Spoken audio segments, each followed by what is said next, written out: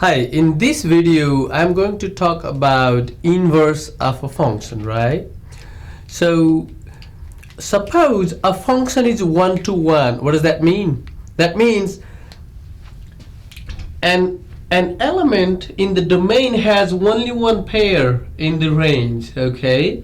That 2 has only one pair and 3 has only one pair in the range. Similarly, to be a function 1 to 1, each element in the range must have only one pair in the domain. So if each element in the domain has only one pair in the range and each element in the range has only one pair in the domain, then we call that function is 1 to 1, okay?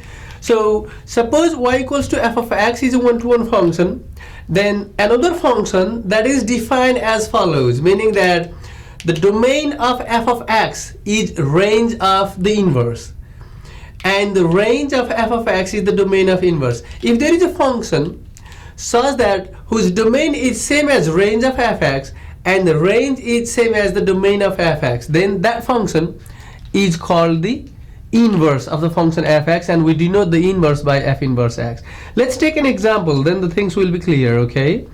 So here the function f of x has the domain 1, 2, and 3 and the range 1, 4, and 9.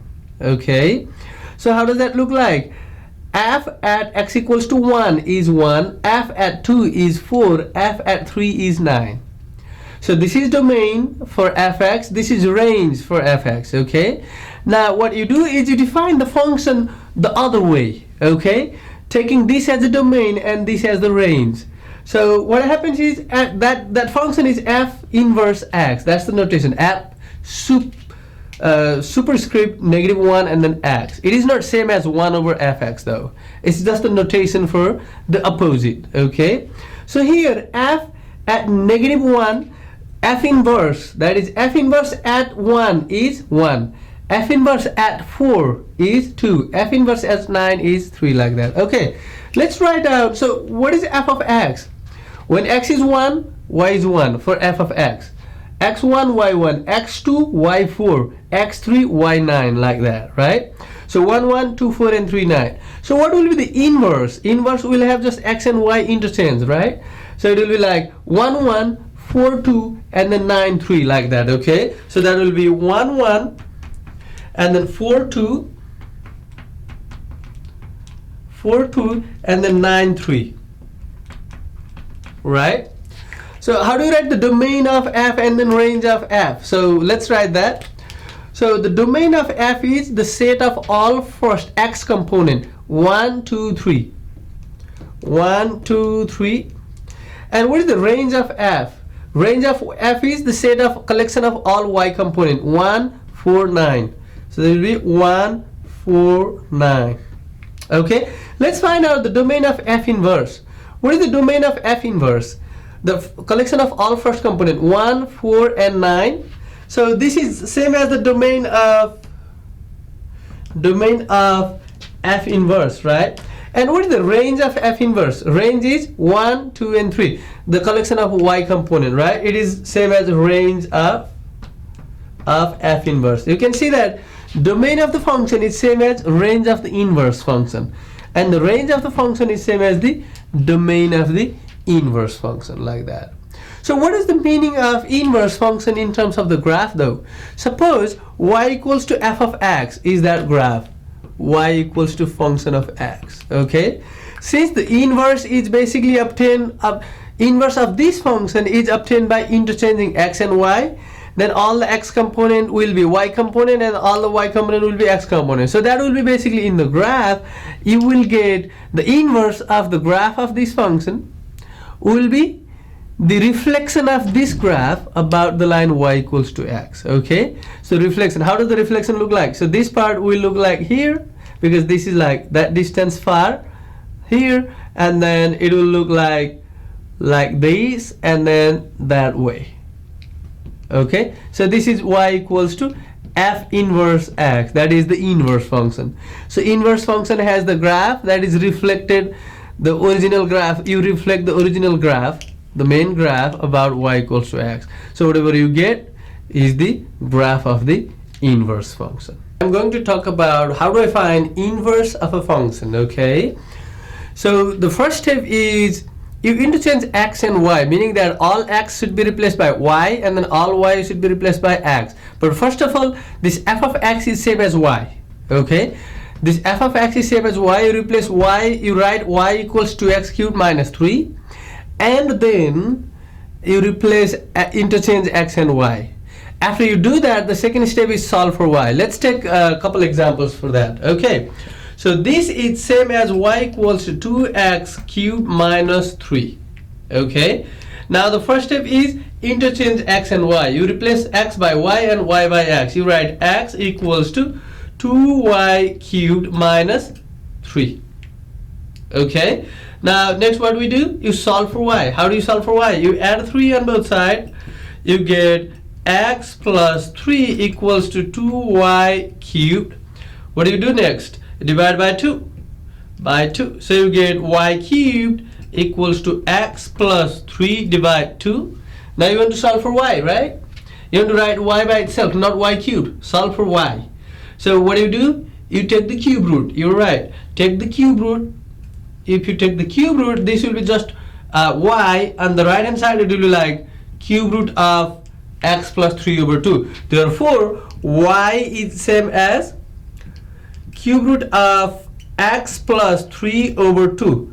And some people want to write like f inverse x. That y is basically f inverse x is basically cube root of x plus 3 divide 2. So this is how we find the inverse of a function. So first of all, write y equals to the right hand side, and then replace x by y, y by x, that is interchange x and y, and then solve for y, right? So what does that mean graphically? As we talked in the last video, if a function is given, the inverse of that function, this is like y equals to f of x. So you can say that is f of x, okay? And the graph of the inverse function will be basically the reflection of this function about the line y equals to x. So how does the reflection image look like? So this will look like this, right? That is the reflection image of the given function about the dotted line, that is y equals to x. Okay. Now let's take second example. Here y equals to x minus 3 over 2x plus 1, right? So what is the first step? So first of all, you write y for the function and then write x the other side there. So here there is y on the left, x's are on the right? And you want to solve, first of all you need to interchange x and y, meaning that x equals to y minus 3 over 2y plus 1, meaning all the x's are replaced by y, all the y's are replaced by x. Now you want to solve for y. How do you solve for y? You multiply both sides by the denominator, 2y plus 1, and then multiply by 2y plus 1. So you cancel this with that. What do you get? You got 2xy, you distribute that x with both of those, plus x equals to y minus 3. Okay, now you want to solve for y though. To solve for y, you need to move all the y terms on the left and all the non-y's on the right. So what do? Subtract x and then subtract y from both sides. What do you get? You got 2xy minus y, you cancel that equals to negative 3 minus x. That's what you got. Okay, now can you factor out y? Yes, factor out y, because you want to solve for y. You want to write just a single y on the left side. That's why you factor out y, you got 2x minus 1, because when you factor out y, there is 2x left, there is just 1 left, equals to negative 3 minus x. That's what you got. Okay, now how do you solve for y from this step? You divide both sides by 2x minus 1. So divide by 2x minus 1, divide by 2x minus 1. So what do you get? So y equals negative 3 minus x over 2x minus 1. Okay, so this is basically the inverse, or you can write f inverse x equals to that thing. This is basically the inverse of the given function. Okay, so let me ask you this. can you tell me what is the domain of gx? What is the domain of gx? So you solve the bottom for x, right? You got x equals to negative 1/2. So all real numbers except x equals to negative 1/2. All real numbers except x equals to negative 1/2.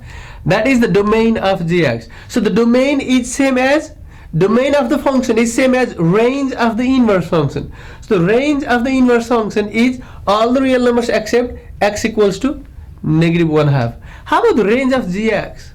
So to find out the range of gx, what you do is you find the domain of the function, inverse function. Okay, what is the domain of this function? All real numbers except x equals to 1/2, right? So the domain of the inverse is same as range of the function, and also domain of the function is same as the range of the inverse, right? So the domain of this is same as range of that, and the domain of this is same as range of that. So how do you write that? So domain of g is equals to range of g inverse. This is the g inverse there, right? So how much is that? So this is basically all real. So domain of g, so domain of g, right? So domain of g is all real numbers except x equals to negative 1/2, right? So how do you write that? X, so that x not equals to negative 1/2. That is the domain of g or range of g inverse. How about the other thing? So range of g, this is equals to domain of g inverse. So what is the domain of g inverse? That's the g inverse, right? So domain of g inverse is all real numbers except x equals to 1/2. That's how we find domain and range of a function and its inverse. All right, thank you guys.